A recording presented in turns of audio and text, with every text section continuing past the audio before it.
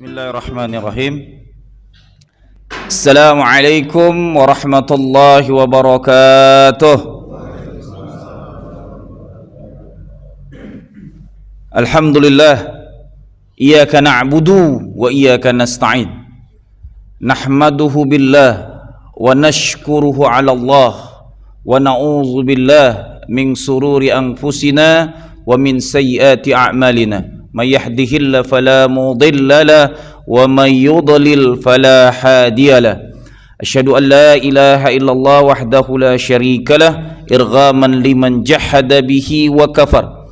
Wa asyhadu anna sayyidana wa maulana Muhammadan abduhu wa rasuluh la nabiyya wa la rasula ba'da. Allahumma salli wa sallim wa barik wa karrim wa 'azzim ala habibina al-karim sayyidina Muhammadin sallallahu alaihi wasallam. Rabbi israh li sadri wa yassir li amri wahlul 'uqdatam min lisani yafqahu qawli Rabbi zidna ilma warzuqna fahman nabiyyin wa hifzal mursalin wa ilhamal malaikatil muqarrabin. Amma ba'd. Bapak Ibu jamaah Masjid JR yang dimuliakan Allah Subhanahu wa taala. Alhamdulillah, kayaknya cuacanya dingin banget nih. Biasanya penuh nih. Masih banyak yang semoga nikmat tidurnya dimuliakan Allah Subhanahu wa taala. Amin. Baik Bapak Ibu yang dirahmati Allah, mari selalu tahaddus bi ni'matillah. Apapun yang dirasakan nikmati, karena tidak ada satupun yang dirasakan oleh seorang muslim kecuali semua itu keajaiban dari Allah Subhanahu wa taala.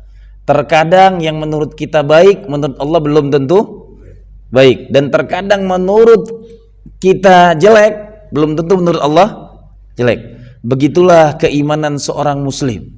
Harus meyakini apapun yang datang kepada kita tidak ada yang zon, tapi di husnudzonin kepada Allah Subhanahu wa taala. Cukuplah Allah menjadi sandaran utama kita, dan cukuplah semua masalah dengan sabdanya Allah dalam Al-Qur'an, wasta'inu bis-sabri was-shalah.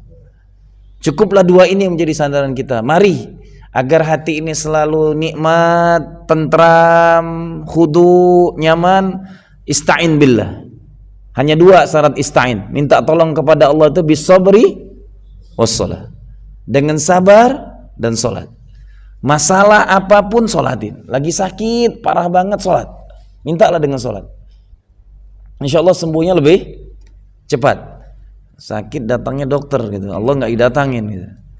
Ujung-ujungnya sekarang dokter jadi syirik juga, kita percaya dengan dokter duluan bukan dengan Allah gitu. Nauzubillah min dzalik. Taib. Bapak Ibu yang dimuliakan Allah, 2 bulan yang lalu kita mengkajikan tentang fase-fase termahal awal dalam hidup Rasulullah, yaitu fase bertahanus, bermunajat, menyendiri dalam bercinta tahabub dengan Allah selama 3 tahun. Kemarin sudah saya sampaikan bagaimana kondisi orang bercinta 3 tahun siang malam bertahanus dalam goa sendirian tanpa teman. Pasti dia akan lebih ma'ruf dan ma'ruf dan ma'ruf. Dan dalam berbagai macam sirah yang disabdakan oleh Ummul Mukminah Sayyidatul Aisyah dikatakan terkadang malaikat itu ketemu dengan Rasulullah ketika dalam keadaan mimpi-mimpinya, tapi belum menampakkan zahirnya. Baru setelah waktunya tepat dengan kondisi yang sangat ideal, malaikat menampakkan zahirnya, menunjukkan pribadinya seorang laki-laki, dan langsung iqra. Pertama kali mendatangin baginda Rasulullah itu hanya ngajaknya, bacalah iqra, iqra, iqra, iqra bismi rabbikal ladzi khalaq. Ketika keluar baca iqra bismi rabbikal ladzi khalaq, jawaban Kanjeng Nabi, ma ana biqari. Ini yang pertama kali. Setelah dia ngomong ma ana biqari, didekap oleh malaikat Jibril dengan dekapan yang sangat kencang, sampai hampir-hampir Rasulullah nggak bisa bernapas. Setelah sesak napasnya dilepaskan oleh malaikat Jibril, bacakan iqra bismi rabbikal ladzi khalaq. Dijawab lagi ma'ana biqari. Ketiga kali demikian juga, setelah 3 kali didekap, 3 kali inilah yang langsung iqra bismi rabbikal ladzi khalaq, khalaqal insana min 'alaq. Iqra wa rabbukal akram, alladzi 'allama bil qalam, 'allamal insan ma lam ya'lam. Titik. 5 surat pertama ini menentukan peradaban dunia. Itu yang harus dipahami. Sejarah awalnya peradaban dunia itu pertama tempatnya yang sangat unik.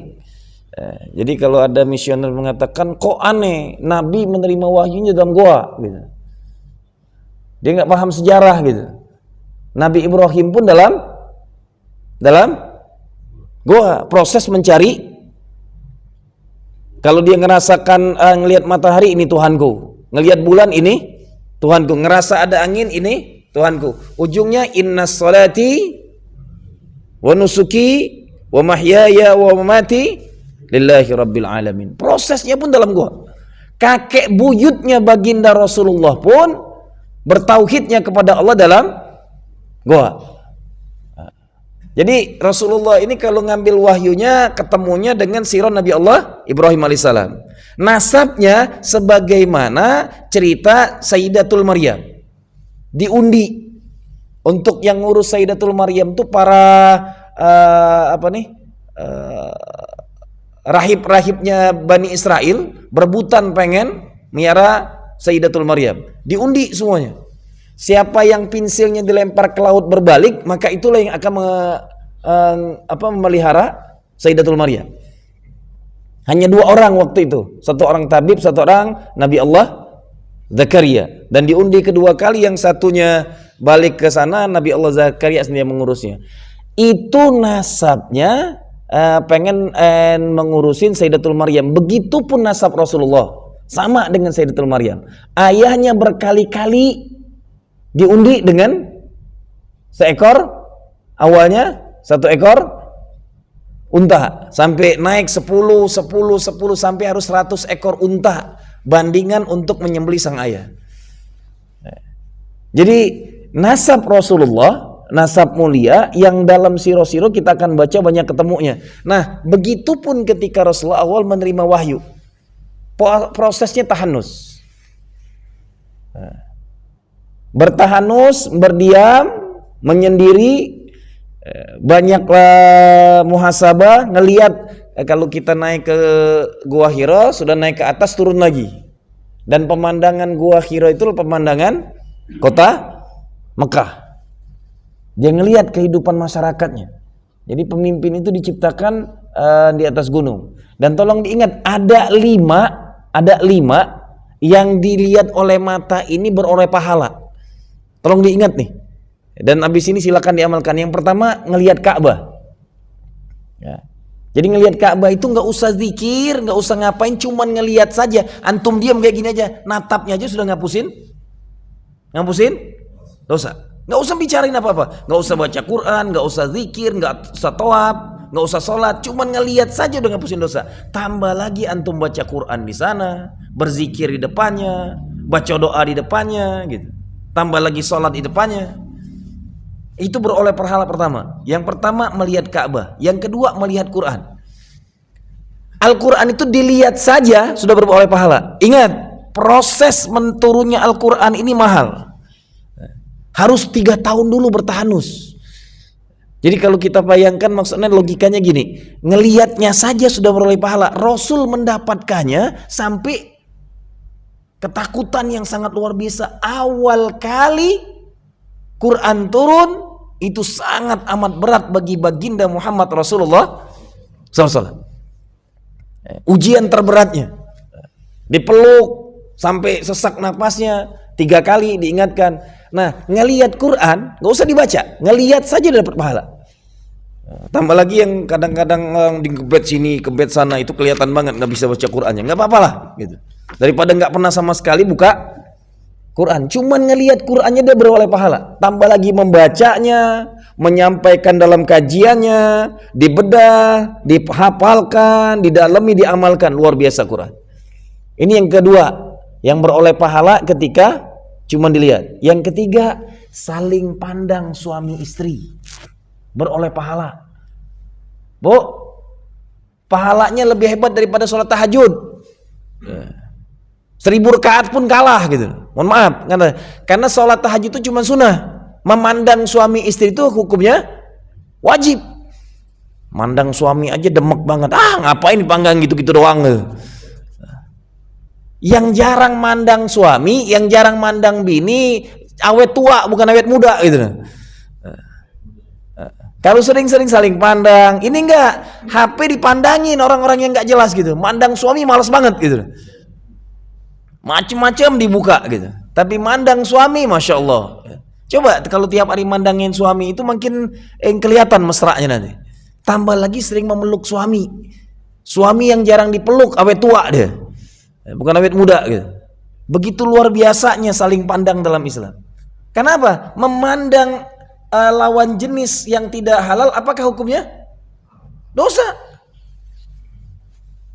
Yang bukan mahram kita pandang hukumnya? Maka memandang istri berpahala.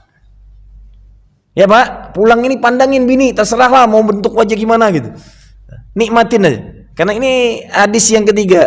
Yang keempat, memandang pantai.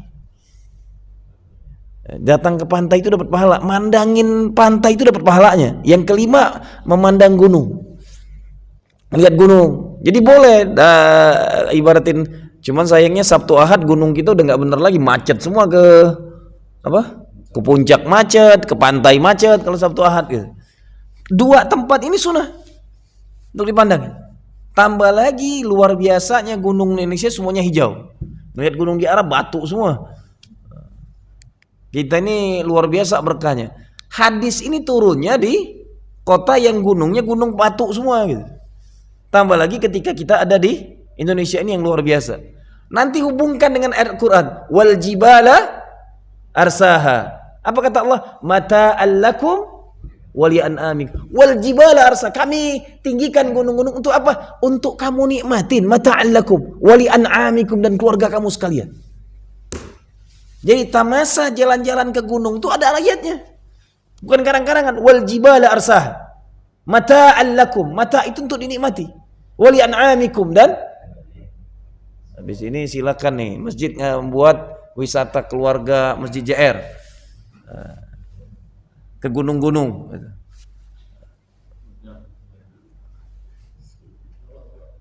Bahkan tolong diingat, tempat turunnya wahyu pertama namanya Jabal Nur. Tempat turunnya Quran pertama namanya Jabal Nur.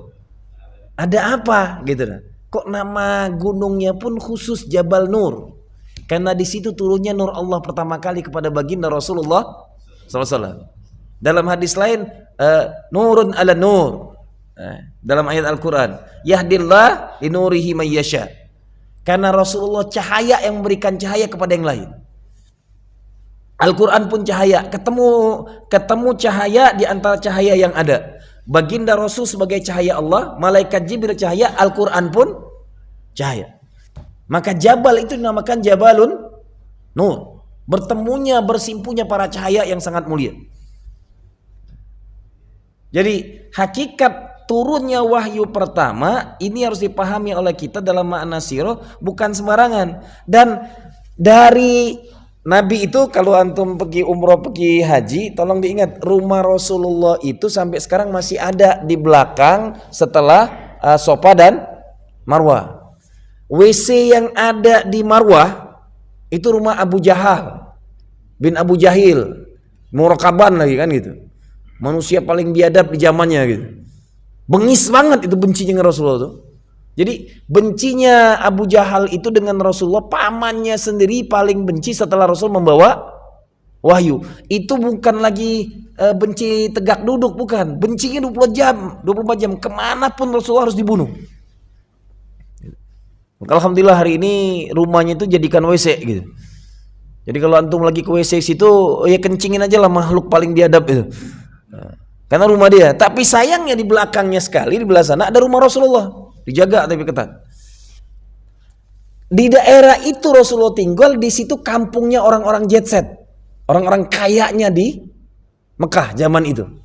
Jadi kalau belum kaya nggak akan tinggal situ. Rumah orang perlente, borjuis, kaum yang uangnya triliuner gitu. Bukan lagi miliaran, triliun yang tinggal situ. Orang-orang kaya yang dagangnya ke Syam semua. Tinggal di situ. Antum bayangin dari belakang Masjid Safa Marwah, rumah Rasulullah situ, lah jalan kaki ke Jabal Nur. Dan pulang tergesa-gesa, ketakutan. Ketika dia hanya dalam mimpi-mimpi belum terasa, setelah muncul berbentuk manusia baru terkejut. Padahal baginda Rasulullah itu ketemu malaikat Jibril bukan baru sekali. Waktu kecil pun dibedah oleh malaikat Jibril. Tapi setelah dia menerima wahyu, ini paling berat baginya. Ketakutan dengan turunnya perintah ini. Dan tolong diingat, yang pertama catatannya adalah turunnya wahyu ini di tempat nama yang sangat mulia, Jabalun Nur. Makhluknya adalah makhluk pemberi cahaya. Nurun ala nur, yahdillah li nurihi man yasha. Al-Quran itu nur, malaikat Jibril itu nur, dan baginda Rasulullah lah hakikatun nurullah. 3, maka namanya Jabalun Nur.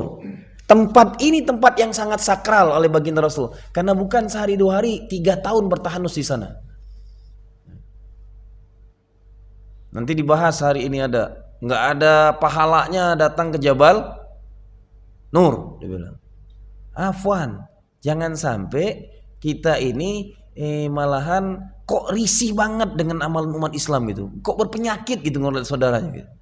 Jangankan ke Jabal Nur, antum datang ke tetangga rumah antum sebelah rumah aja, silaturahmi dapat pahala yang nggak pernah didatangi Rasulullah rumah itu. Jelas? Rumah tetangga itu pernah nggak didatangi Rasulullah? Berpahala, kita cuma silaturahmi doang. Ini tempat sudah pernah didatangin Rasulullah, dan bukan sehari 2 hari, selama 3 tahun. Jadi terkadang kok ada kebengisan saudara muslim yang lain ini ngelihat ada orang ziarah ke sana, pengen napak tilas, pengen tahu siro, fadl. Artinya kita pengen membekas dalam memaknai apa-apa amalan yang dilakukan oleh Rasulullah, biar tahu. Ternyata nggak segampang itu. Kemarin jemaah umroh 40 hari saya ajak ke sana, naik ke atas sampai ke ujungnya. Pas mau ke dalam guanya ngantri panjang-panjang nggak usah, yang penting kita tahu. Tapi ngelihat semua pemandangnya, subhanallah. Saya sampai buat rekamannya. Dulu saya ke sana belum ada tangga sama sekali, masih original gitu. Belum ada tahun 2002 berangkat ke sana masih batu-batu bener. Sekarang sudah enak, sudah ada tangganya. Sudah ada pegangan besinya, sudah nyaman benar. Dan Rasulullah melakukan perjalanan tidak seperti itu. Dan kenapa harus di atas gunung? Karena tempat tertinggi bertahanus kepada Allah. Tempat tertinggi bertahanus di antara tempat tertinggi. Makanya salah satu yang terbagus ketika datang ke gunung bertahajud di sana, lebih mustajab lagi. Karena jarak dengan langit itu lebih dekat lagi. Kalau ketinggian gunung itu sampai 5.000 meter, bertahajud di sana, masya Allah mustajabnya doa. Ini yang terjadi, naik gunung malah hura-hura gitu. Naik gunung malahan bawa pacarnya. Nauzubillah min zalik. Padahal di situ disuruhnya adalah untuk tempat kajian, untuk dinikmati, untuk bertasbih. Subhana ma khalaqta hadza batil. Melihat gunung, melihat pantai itu bertasbih. Ada keajaiban Allah Subhanahu wa ta'ala. Ini yang kedua. Yang ketiga, proses mendapatkan wahyu ini dengan waktu yang sangat mahal. Isi awal kalimat Al-Quran yang turun, Iqra. Catat, sebelum umur 40 tahun saya sudah bilang dari awal, Nabiyal Ummiyalladzi arsalakum. Nabi yang ummi yang diutus kepada manusia. Catat, Rasulullah itu tidak bisa baca dan tulis. Sampai beliau meninggal pun tangannya tidak pernah bisa menuliskan apapun. Tangan Rasulullah, mata Rasulullah, mulut Rasulullah disibukkan dengan dakwanya yang sangat luar biasa dihabiskan. Tapi tangan Rasulullah belum pernah menuliskan satu tulisan Al-Quran. Ini sengaja dibedakan dengan nabi-nabi terdahulu. Kalau Nabi Isa alaihissalam itu kepandainya luar biasa. Baca tulisnya hebat, menyembuhkan berbagai macam. Itulah akhirnya jadi orang Kristen jadi nyembah nabi ini, dia kesangkanya Tuhan. Karena emang nabi ini unik, satu nabi ini bisa menghidupkan orang mati, bisa membuat burung dari tanah lihat dan bernyawa hidup gitu. Wajar ujungnya jadi Nasrani jadi syirik, jadi Tuhan gitu, anak Tuhan lagi gitu. Padahal jelas Al-Quran mengatakan dia tetap hamba Allah subhanahu wa ta'ala. Penyimpangannya setelah nabinya meninggal gitu. Dan uniknya nanti 3 hari setelah mati hidup lagi kan gitu. Ngarang-ngarangnya nggak tahu dari mana kan gitu. Tapi catatan yang harus kita ingat di sini adalah perlu dipahami mendetil, wahyu itu turun perintah awalnya Iqra. Sampai dia ma'ana biqari. Ini menunjukkan Rasul buta huruf. Aku nggak bisa baca. Tapi tolong dicatat juga dari awal Nabi bilang, Rasulullah itu kenapa harus tinggal di kampung yang khusus dengan wahyu, in huwa illa wahyu yuha, Allah asingkan ke kampung yang jaraknya dari Taif masih 25 kilo lagi. Dari Taif. Mekah Taif 120 sampai 130 kilo. Naik ke atas lagi. Kenapa harus jaga? Agar lisan fahmul lughonya paham kampung yang asli masih original. Kalau kita tinggal di kota kayak gini bahasanya udah campur aduk nih. Betawinya Betawi ora kan di sini gitu. Datang orang Jawa tambah lengkap lagi kan gitu. Masuk orang Sunda tambah jadi kan gitu. Masuk orang Sumatera lai-lai dah bahasanya. Karena campur aduk. Nah, diasingkan ke perkampungan agar bahasa logo Rasul itu bahasa yang alami, bahasa kampung. Ketika nanti menerima wahyu dia nggak asing dengan bahasa. Kenapa? Allah itu menurunkan wahyu sebagaimana bahasa para nabinya. Nabi Ibrahim dapat banyak wahyu dengan suhubnya dengan bahasa Ibrani.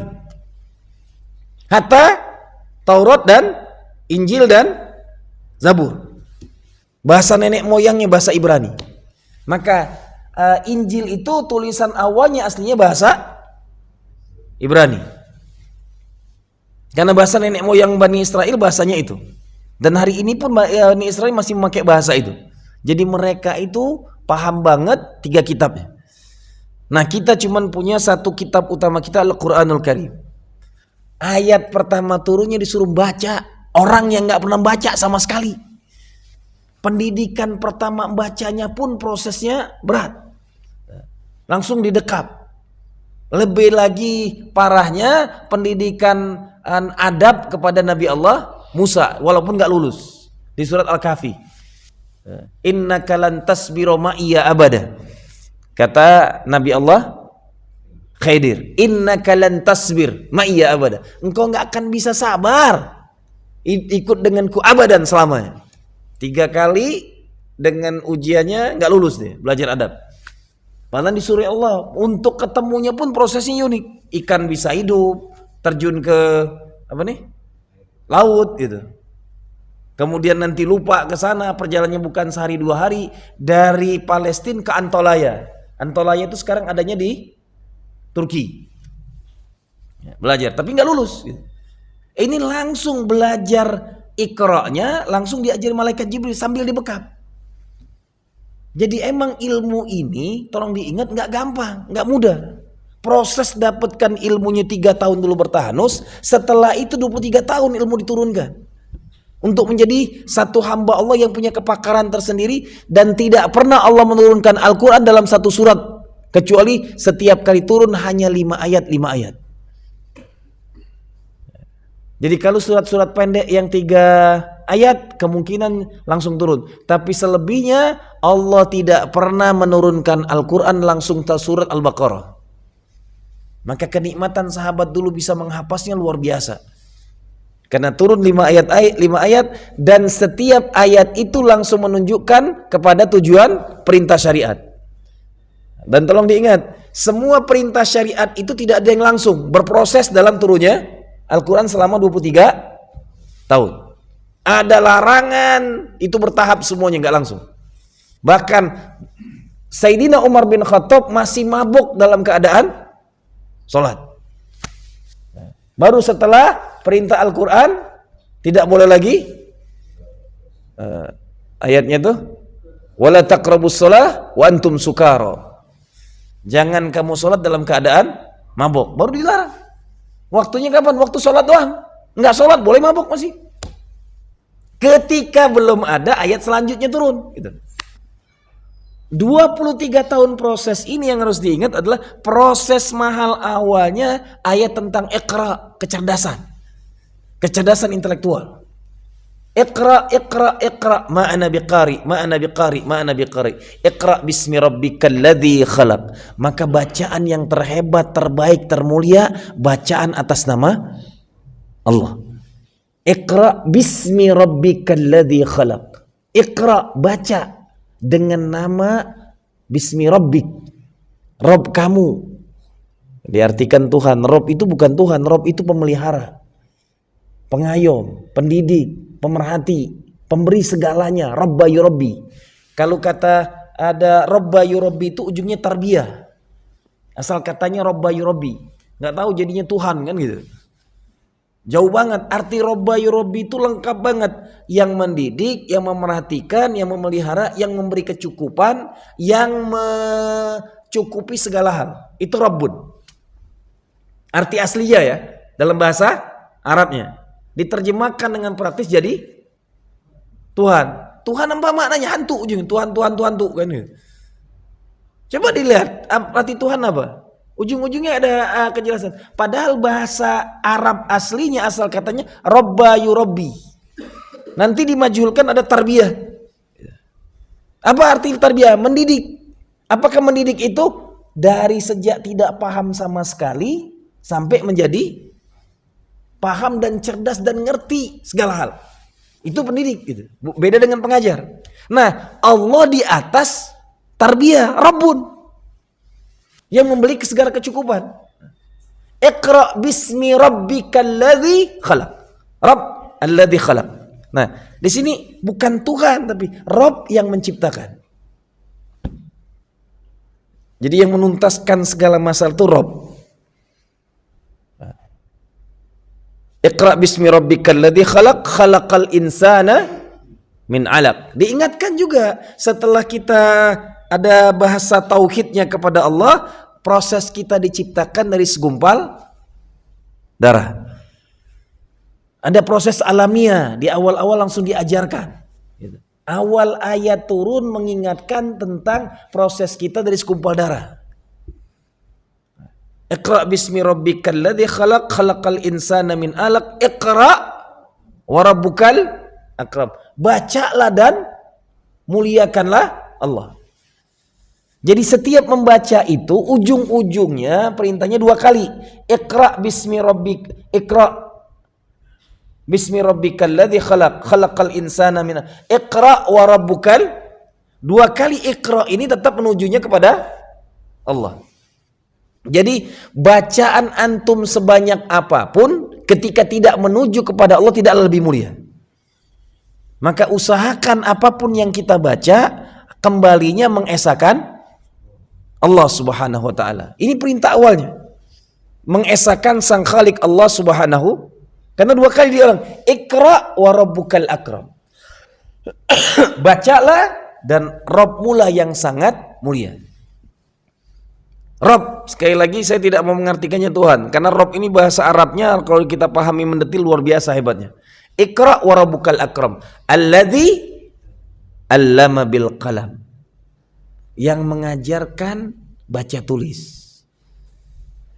Allama bil qalam. Allamal insana ma lam ya'lam.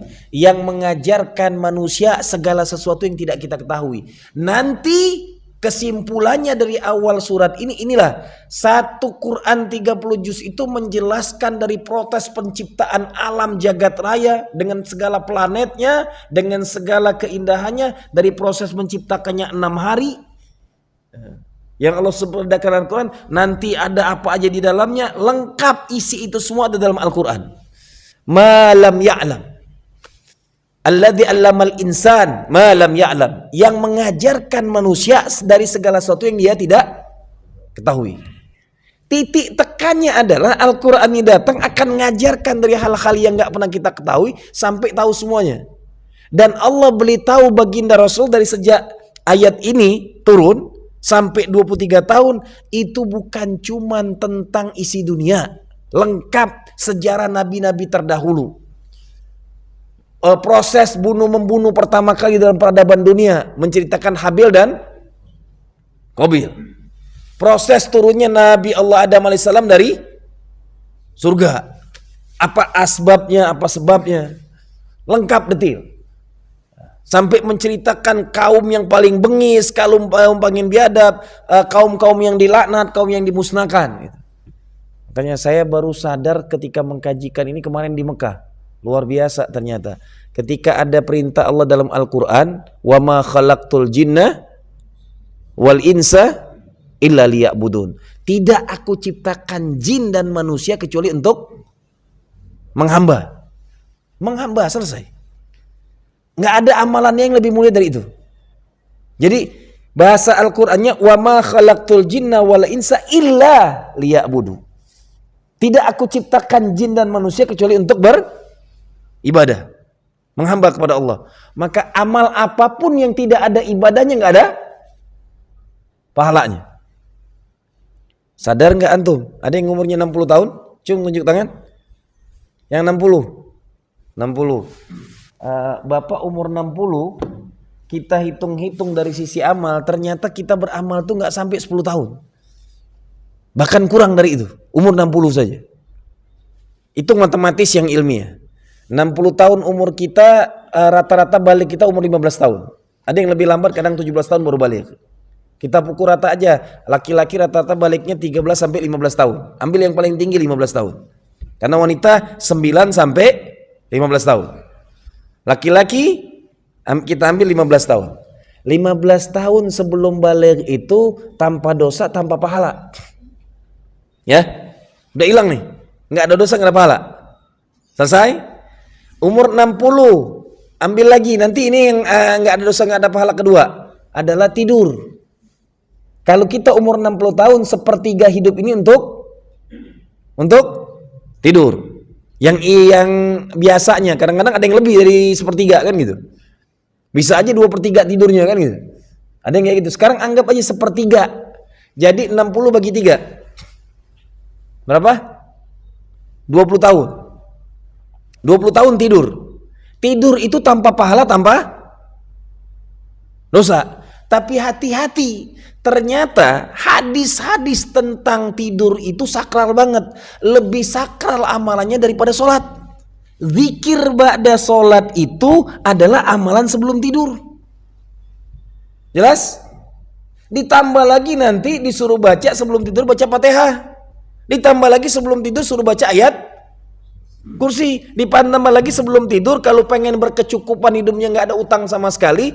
Kemarin saya kajikan di masjid di BSD itu tentang hadis kata Rasulullah, baca akhir surat Al-Baqarah, maka dia tidak akan pernah punya terlilit hutang.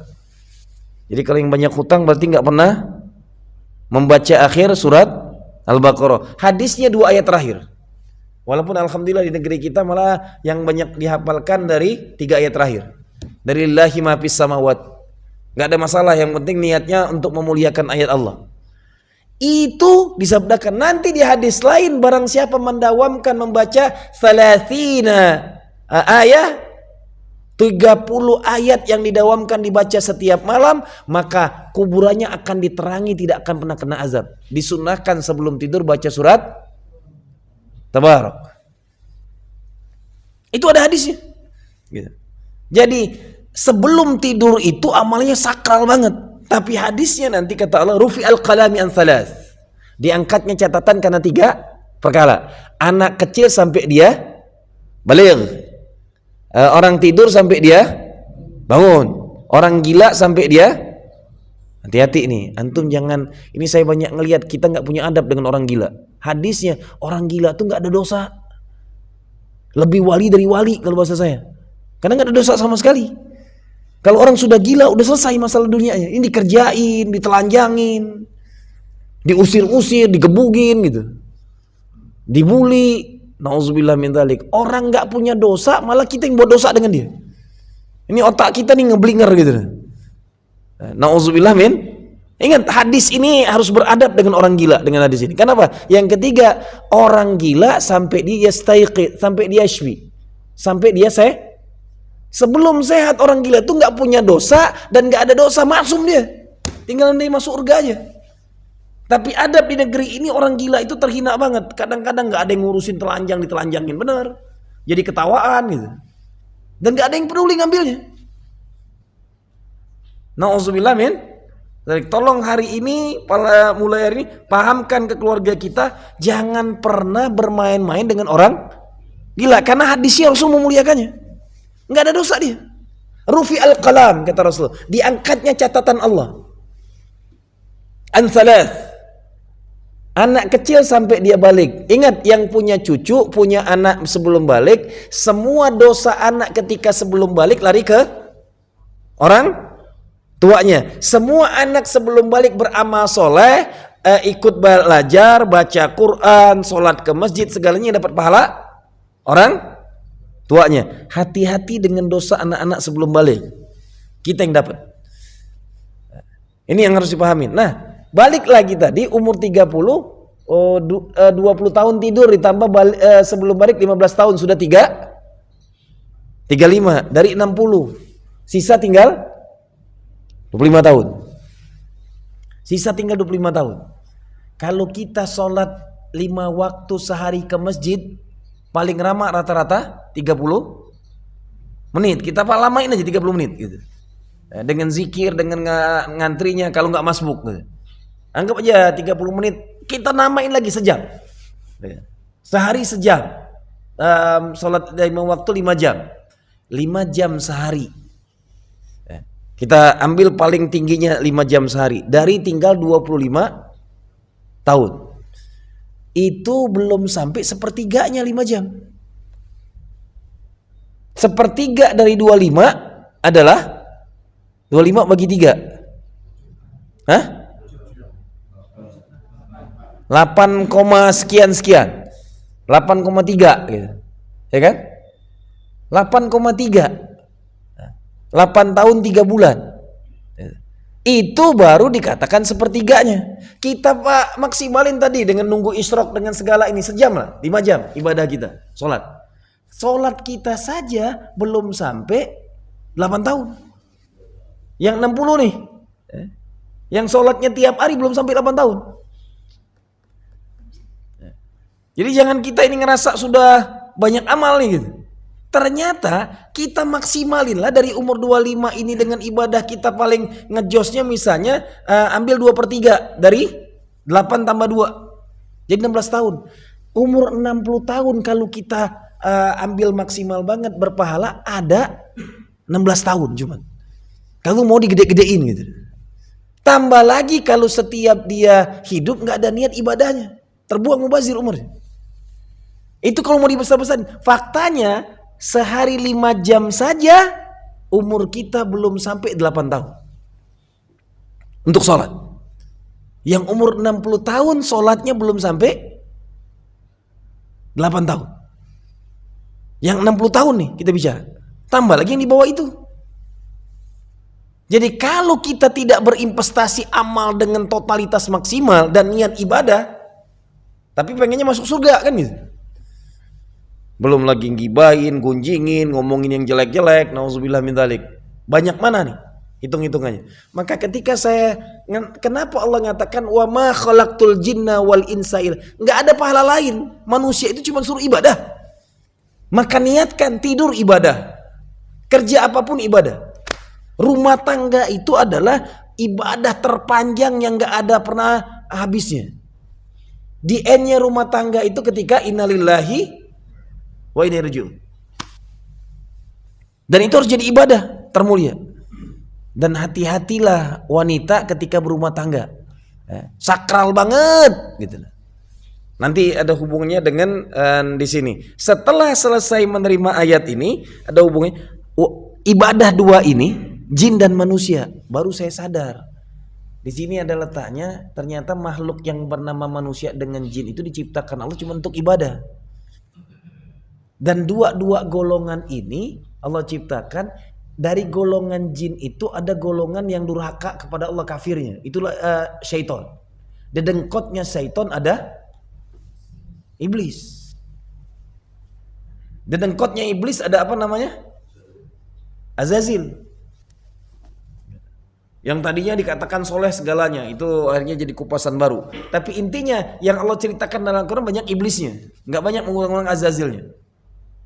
Tapi tolong diingat, makhluk paling biadab yang akan menjebak peradaban manusia dengan minta kesaktiannya adalah iblis dengan prajuritnya syaitan. Tapi jin ada yang sholat, ada kayak gitu, jin muslim. Nah, apple to apple-nya gampangnya ini kita lihat hari ini. Penduduk dunia sekarang hampir 8 miliar. 7, sekian. Anggap aja 8 miliar. Ternyata dari 8 miliar yang muslimin cuma 2 miliar. 6 miliarnya kafir. Nah, yang kafir ini dibagi lagi. Ada kafirnya yang cuma kafir saja, ada kafir secara tauhid, ada kafir yang memusuhi Islam sangat bengis. Inilah dengkotnya. Adalah orang-orang Yahudi, inilah syaitannya nih. Bedanya nanti ini ternyata iblis pala hitam yang Allah ingatkan dalam Al-Quran surat An-Nas, alladzi yuwaswisu fi sudurin nas minal jinnah wan nas. Yang paling bahaya itu iblis pala hitam ini. Jadi ada kaum yang Allah abadikan hidupnya sangat panjang, ribuan tahun umurnya. Cuman berbuat homo lesbi aja satu kaum dibinasakan. Cuman membunuh unta yang tidak boleh diganggu gugat, biarkan dia hidup dengan warga. Ketika satu warga tersinggung dengan unta ini sudah baik banget atau buat ulah, dibunuh. Selesai kaum Madian. Teknokrat, kecanggihan teknologi luar biasa zamannya. Yang Allah sabdakan dalam Al-Quran. Tingkah laku Bani Israel Yahudi ini bukan cuman homo lesbi, semua tingkah dilakukan. Apa aja, sapi aja pernah disembahnya. Datang Samiri suruh nyembah sapi, Samirinya ngilang, umatnya dimarahin Nabi Allah Musa gitu. Benar? Apa aja sudah dilakukan oleh Bani Israel? Homo di dia, lesbi di mereka, durhaka kepada para nabi, nabi pun dibunuh gitu. Tapi kok nggak pernah dibinasakan? Inilah syaitan kepala hitam, dia makan, dia minum kayak kita, tapi bencinya dengan Islam itu walan tarda. Ankal Yahud. Nanti dalam Al-Quran, fi qulubihim maradun, fazada humullahu marada, walahum adzabun alim. Kapan nanti tapi? Mereka sekarang ini satu-satunya kaum yang tidak dibinasakan Allah, didoakan bagaimanapun, mereka itu menantinya Al-Masihud Dajjal. Bahkan 70.000 Isfahan adalah pengikut setia Dajjal itu dari Bani Israel yang akan muncul di Isfahan. Di mana Isfahan itu tempatnya? Di Iran. Wajarlah Syiah di sana. Akan berhadapan dengan 70.000 tentara terbaiknya Imam Mahdi yang akan muncul dari Islam paling timur. Semoga negeri itu di negeri ini, amin ya robbal alamin. Kalau ngelihat masyarakatnya mungkin nggak, janganlah negatif, doain aja yang baik-baik. Semoga anak cucu kita, amin. Hari ini enggak, besok kalau membolak-balikan segalanya, semoga anak cucu kita. Banyak kok hari ini yang masih hafal Quran 30 juz. Yang tahu-tahu bayi baru lahir di negeri ini sudah hafal Quran, udah banyak deh. Mudah-mudahan tanda-tandanya banyak. Ulama-ulama Palestina sangat memuji bagaimana hati orang-orang Indonesia berinfak untuk Palestina. Buktinya kita dipuji kok oleh negeri Jazirah Arab. Ardul Muqaddasan, negeri para nabi, memuji negeri ini berlebihan. Karena sumbangan kita terbanyak yang turun ke Palestina. Tapi catatannya adalah ternyata iblis kepala hitam ini sama bengisnya dengan iblis yang gaib. Dan mereka, Anda baru sadar ternyata kita ini disuruh mengimani kitab-kitab Allah dalam Al-Quran, tapi yang kita baca cuma Al-Quran doang. 3 kitabnya lagi enggak. Dan kita enggak punya kitab original 3 kitab lainnya. Ini yang bahayanya kita nih. Kita enggak punya Taurat, kita enggak punya Zabur, kita tidak punya Injil. Ketiga kitab ini dalam rukun imannya orang beriman harus beriman kepada kitab-kitab. Iman itu bukan cuma percaya, mengkaji, mendalami, membedahnya. Ternyata iman kita yang harus mengimani 4 kitab, 10 suhuf, itu semua kitab sekarang sudah dimiliki Yahudi. 3 kitab sudah mereka pegang. Ingat surat As-Saff tadi. Wa idz qala Isa ibnu Maryam li bani Israil inni Rasulullah ilaikum. Nabi Allah Isa aja dikirim ke Bani Israel. 3 kitab dia punya, Taurat, Zabur, dan Injil. Dan hari ini Al-Quran sudah diobok-obok mereka. Artinya kecerdasan orang Yahudi itu sudah punya 4 kitab.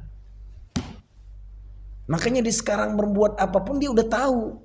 Masih Dajjal kapan datangnya pun mereka udah ngerti banget gitu. Dibunuhnya. Dan ingat nanti hadisnya yang dikatakan oleh Rasulullah, tidak akan terjadi kiamat sampai umat Islam membunuh Yahudi di Palestina. Mereka bersembunyi di pohon-pohon Gharqad. Baru itu, kalau sekarang memang makanya ulama mengatakan hari ini menderitanya Palestina, tapi nanti sebelum kiamat Palestina menjadi negeri yang sangat makmur. Amin ya rabbal. Ingat, setiap kesulitan pasti ada kemudahan. Saatnya nanti sang ahlul Yahud dibunuhin, tidak akan terjadi kiamat kata Allah. Itu yang disabdakan oleh baginda Rasulullah sallallahu alaihi wasallam. Ternyata ini yang harus kita siapin, Bapak Ibu. Umur kita yang 60 tahun aja kalau kita tidak memaksimalkan amal, ternyata amal kita ini sedikit. Maka salah satu rahasianya kenapa ibadah umroh itu sampai pahalanya 100.000 kali beribadah di sana. 100.000 itu rupanya setiap antum sholat satu sholat duhur berjamaah di masjid itu pahalanya 100.000 satu sholat. 100.000 itu sama dengan 271 tahun. Makanya kenapa Rasulullah itu umrohnya berkali-kali, hajinya cukup sekali, di akhir lagi diendingkan di akhir. Yang diulang-ulang umrohnya. Karena disitulah untuk berinvestasi. Sampai nanti sanjungan Rasulullah lebih hebat lagi, bukan cuma umroh. Umroh di Ramadan pahalanya sama dengan haji. Bukan haji sembarangan, hajinya bersama Rasulullah. Lipatannya, Allahu Akbar. Kalau antum ketemu pas lagi ambil umroh malam Lailatul Qadar, pahala Lailatul Qadar itu 1000 bulan. 1000 bulan itu 84 tahun. Saya kalikan dengan kali-kali matematis, 1000 bulan itu kalau antum lagi malam-malam itikaf itu ngambil umroh ke Tanim, kemudian langsung ke tawaf di depan. Kalau saya ngomong ke jemaah gini, kalau lagi di depan Mekah bukan malahan ikut sholat tarawih dengan imamnya. Kalau mau sholat tarawih di masjid antum pun ada. Yang nggak ada di tempat lain itu adalah tawaf dan sa'i. Tawaf sunnah lebih mulia daripada sholat tahajud antum di malam hari di depan Ka'bah. Karena tawaf hanya ada di depan, nggak bisa tempat lain. Jam 2 malam antum ke masjid, ambil tawaf sunnah. Karena lebih mulia daripada tahajud. Ini kadang-kadang kita ada di depan Ka'bah malah nyantai ya, depan Ka'bah itu almanya banyak tawaf. Lebih bagus lagi kalau cuma tawaf, ambillah sekalian umroh. Umroh di Ramadan pahalanya sama dengan haji. Hajinya bersama Rasulullah. Umroh itikaf sedah-sedasat umroh. Karena ada malam mulia. Dapat di malam itu, malam Lailatul Qadar, berumroh di malam Lailatul Qadar, pahalanya sama dengan 30.500 kali berumroh bersama Rasulullah dengan pahala haji. hajinya bersama Rasulullah sallallahu alaihi wasallam. Hidup aja nggak sama Rasulullah kita. Sama dengan 30.000 kali. Itu belum ditambahkan dasarnya kota Mekah yang punya pahala 100.000. 271 tahun ditambah 30.000. Itulah saya sampai kenapa kok Rasulullah menyanjung banget umroh di Ramadan. Sedasar itu pahalanya. Ini kecerdasan beramal yang harus kita bangun. Kalau lagi di sana saya sampaikan gini, jantungnya tempat termulia di muka bumi Ardul Muqaddasah itu Mekah. Dan seluruh Mekah itu, hadisnya, kullu ardul Makkah masjid. Seluruh tanah Mekah itu adalah masjid. Jantungnya Masjid Mekah itu adalah Masjidil Haram. Jantungnya masjid itu. Dan ini sehebat-hebat masjid yang pertama kali Allah bangunkan di muka bumi. Inna awwalu baitin wudi'at linnas lalladzi bi Bakkah. Sesungguhnya rumah Allah pertama yang Allah bangunkan di muka bumi ini adalah ada yang di Mekah. Maka jantungnya Mekah adalah Masjidil Haram. Jantungnya Masjidil Haram adalah Ka'bah. Ini jantung utamanya. Jantungnya Ka'bah itu banyak tempat mustajab berdoa dan bermihrab tempat sholat. Antara Hajar Aswad dan pintu Ka'bah multazam. Belakang multajam ada makam Ibrahim. Kesana sedikit ada Hijir Ismail, tempat mustajab berdoa. Sholat di Hijir Ismail sama dengan sholat di dalam Ka'bah. Selesai dari Hijir Ismail, kemudian ada rukun Yamani. Bahkan di situ ada doa khusus Rabbana atina fid dunya hasanah. Jantungnya Ka'bah adalah multazam. Berlama-lama sholat di belakang multazam, itulah orang yang ngerti tempat paling mustajab berdoa. Sholat dan berdoa di sana. Ini nggak ada tempat lebih mulia daripada Mekah. Maka strategi kita untuk memahami kecerdasan beramal harus dipahamin. Ada waktu termahal di bulan Ramadan, waktu termulia. Silakan fastabiqul khairat. Ini pun harus kita pahami, Al-Quran itu kitab suci yang diturunkan di waktu yang sangat berat mendapatkannya. Iqra tadi. Selesai dari sini pulang ke rumah. Menemui istrinya dengan ketakutan yang sangat luar biasa. Zammiluni. Saya tidak tahu apakah emang sengaja zammiluni cuma diselimutin saja. Mungkinkah logikanya bahasanya gini, seorang suami yang sudah nggak pulang berlama-lama dalam keadaan ketakutan berlebihan, biasanya bahasa sindiran dalam Al-Quran itu kan selimut itu adalah fa'tu harsakum anasitum. Apakah selimutnya cuma pakai selimut kain ataukah seorang istri langsung mendekapnya? Wallahu a'lam bishawab. Tapi logikanya kalau orang suami pulang dengan ketakutan yang sangat luar biasa, istri ini istri terbaik di muka bumi, satu-satunya bini di muka bumi yang tidak pernah keluar kata-kata kasar, yang tidak pernah bahasanya berkeluh kesah, belum pernah seumur hidupnya 25 tahun dengan Sayyidatul Khadijah, kata Rasulullah, belum pernah ada keluh kesah yang keluar dari mulutnya. Mungkinkah cuman diselimutin pakai kain doang? Yang ini wanita terbaik, tersoleh, nggak ada tandingannya. Didekapnya. Setelah sadar, apa yang dikatakan dengan ketakutan yang sangat luar biasanya, aku akan mati dan segalanya. Bacaan kalimat keluar, makanya istri solihah itu motivator terhebat.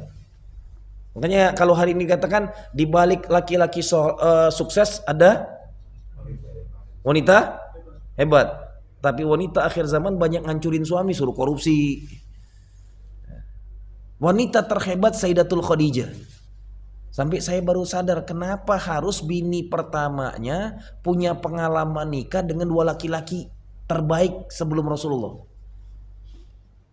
Dia janda tua, umur 40 tahun kok gitu. Kenapa harus ini? Karena Nabi ini akan dapat ujian paling parah.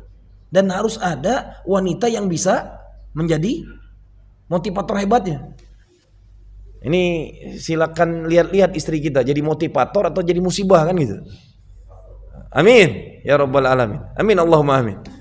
Semoga istri-istri kita menjadi wanita mulia, yang dimuliakan Allah SWT, suaminya ridho, yang kelak masuk surganya lebih nikmat dengan ridho suaminya. Istri yang ketika meninggalnya diridhoi suami, saya sering nyampaikan di sini. Ibu-ibu itu banyak yang marah juga. Doa terbaik istri, tolong ajarin pulang ke rumah. Doa terbaik kata Ustadz Agus adalah minta mati sebelum suaminya. Itu doa terbaik seorang wanita.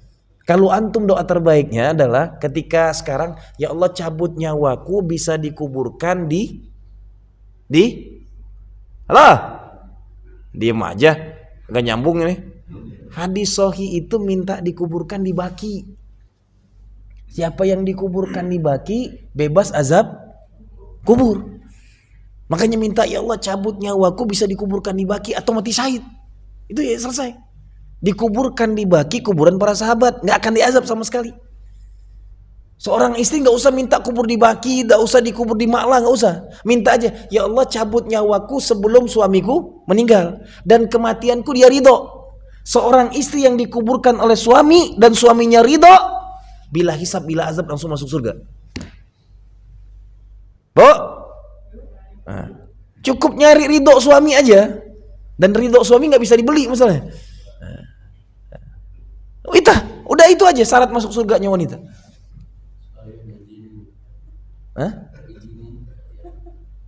Itu bab lain, saya kagak ngomongin itu. Panjang urusannya. Itu urusan bapak nggak bisa nyelesaikan di rumah, jangan dibawa ke sini. Bisa aja sekalian izinin. Itu urusan ridho biridho gitu. Makanya caranya sering-sering bawa madu gitu. Kalau sudah sering bawa madu asli dibawa dia nggak marah, udah berhasil udah. Madu, kasih madu terus, kan beliin madu. Nah, sekali-sekali penjual madunya dibawa juga. Nah, ini yang selama yang jualnya gitu. Allah alam bissawab. Ini kalau udah ngomongin gitu melek kan gitu. Baik. Jelas? Baik. Yang catatannya yang keempat setelah masalah ayat tadi adalah pendamping hebat ini yang membuat Muhammad Rasulullah tegar. Tidak mungkin ya Rasulullah engkau akan mati dan segala-segalanya. Kenapa? Bahasanya Sayyidatul Khadijah itu, engkau orang yang maha pemurah, selalu berbagi, peduli dengan orang-orang, membantu semuanya, dan orang tahu bagaimana kebaikanmu. Sudah memberikan motivasi hebat ini, nggak tuntas sampai di situ, nggak tuntas diselimutin, dipeluk abis-abisan, nggak tuntas dengan bahasa motivasi, dicarikan orang terbaik. Ingat, yang ketiga ini harus jadi pahaman. Ketika punya masalah hebat, datangi orang soleh. Yang ini yang kita hilang nih, siro ini. Bukan warokonya, siapapun kita punya masalah seberat apapun datangin kiai, ulama gitu, bukan ke orang pintar gitu. Ini hadisnya, amalan Rasulullah ketika sana, Sayyidatul Khadijah datangin anak pamannya, Waraqah bin Naufalnya didatangin. Waraqah bin Naufal siapa dia? Seorang yang bertauhid, yang beragama Nasrani. Enggak, bukan Kristen, beda. Nasrani lain dengan Kristen. Ya, dia beragama tauhid, ya, dan dia juga menulis kitab Injil yang berbahasa Ibrani diterjemahkan ke bahasa Arab. Dan itu kepandainya. Dan buka surat, kita buka nih, ternyata ini untuk harus meyakinkan kita, surat Al-Baqarah ayat 146. Alladzina atainahumul kitab ya'rifunahu kama ya'rifuna abna'ahum. Orang-orang ahli kitab itu mengenal Rasulullah, lebih kenal kepada Rasul daripada anak-anak mereka. Jadi bullshit hari ini orang-orang Yahudi, orang Nasrani itu nggak kenal Rasulullah. Al-Quran mengingatkan, alladzina atainahumul kitab ya'rifunahu kama ya'rifuna abna'ahum. Jadi mereka lebih kenal Rasulullah daripada kita. Dan di situ Waraqah bin Naufal mengatakan dengan detailnya. Setelah itu, yang datang kepada Muhammad itu Namus, alladzi jaa'a ala Musa alaihissalam. Yang datang kepada Nabi Allah Muhammad adalah namus, yang namus ini pun pernah datang kepada Nabi Allah Musa. Baru dijawab, man huwa namus? Jibril alaihissalam. Keluar dari mulut seorang pendeta Nasrani, yang ketika itu disampaikan kepada Rasul dengan Khadijah, andai umurku masih muda dan aku punya kekuatan, bersiap-siap. Dia tahu semua ceritanya. Nanti engkau akan diusir oleh kaummu dan engkau akan dibunuh. Kalau aku masih muda, aku akan menjadi pembela terbaikmu terdepan. Sayangnya tidak lama dari mengatakan itu, Waraqah bin Naufal meninggal. Tapi nanti pembelanya pamannya lebih hebat dari Waraqah. Catatannya adalah sirah itu disampaikan di awal-awal wahyu. Yang menyampaikannya kalamnya dari kitab terdahulu, yang sudah tahu banget Nabi akhir zaman. Jadi kalau hari ini orang-orang Nasrani tidak mau beragama Islam, Waraqah bin Naufal menjadi saksinya. Sampai mengatakan seperti itu detailnya. Dan dia mengatakan itu apa yang ada dalam kitab Injil aslinya. Keluar dari mulutnya. Tolong diingat, karena waktu itu orang-orang kafir Quraisy dalam keadaan syirik. Hanya ada dia yang bertauhid. Dan kenapa harus dijodohkan dengan Sayyidatul Khadijah? Karena ada hubungannya. Ada keluarga yang bertauhidnya ini, yang disiapkan Allah. Jadi wanitanya wanita yang bisa mengayomi, yang kalamnya kalam terbaik, ngerti banget bagaimana memuji suami, perkataannya positif. Setelah itu, setelah dengan perkataan positif, diselimuti, dibawa ke orang paling beradab, paling berakhlak, paling mulia di Quraisy. Akhirnya baru ngerti dia. Inilah awal mula wahyu yang menggentarkan hati baginda Rasulullah, tapi istrinya sangat pede. Kalau kita baca sirah, tidak ada rasa ketakutan dari Sayyidatul Khadijah. Bahkan keluar dari mulutnya, Allah menyiapkan dirimu menjadi Rasul Allah. Keluar terakhir mulutnya ketika setelah ketemu Waraqah bin Naufal, engkaulah Rasul Allah yang terakhir, wahai suamiku. Luar biasa bahasanya. Ini ibrah yang harus kita ambil bersama. Jam berapa ini?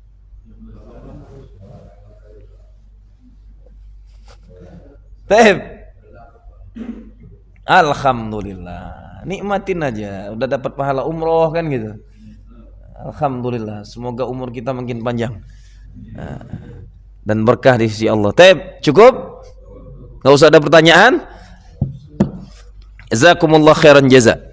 Mudah-mudahan apa yang saya sampaikan ini memahamkan kita kembali, merefresh kembali tentang ilmu awalnya bagaimana Al-Quran itu turun dengan proses yang sangat luar biasa. Dan ingat, berarti di umur 40 tahun Rasul turun naik gunung selalu. Salah satu amalan yang terkadang kita ngomongin cuman bertahanusnya, dia bolak-balik. Kalau sudah habis bekal dia turun ke rumahnya. Terkadang pembantunya yang mengantarkan bekal. Berarti 3 tahun bukan sekali 2 kali. Turun naik, turun naik. Ini menunjukkan satu amalan lain adalah Rasul hobi mendaki gunung. Dan bukan untuk rusak, untuk bertahanus. Jadi boleh daki-daki gunung berlama-lama, jadikan itu tempat bertahanus kepada Allah, untuk beribadah kepada Allah subhanahu wa ta'ala, untuk bertauhid kepada Allah subhanahu wa ta'ala. Wallahu a'lam bishawab. Kita tutup dengan istighfar. Astaghfirullahaladzim, astaghfirullahaladzim, astaghfirullahaladzim. Subhanakallahumma bihamdika, asyhadu an la ilaha illa anta, wa astaghfiruka wa atubu ilaik. Billahi taufiq wal hidayah, wal ridha wal inayah. Assalamualaikum warahmatullahi wabarakatuh.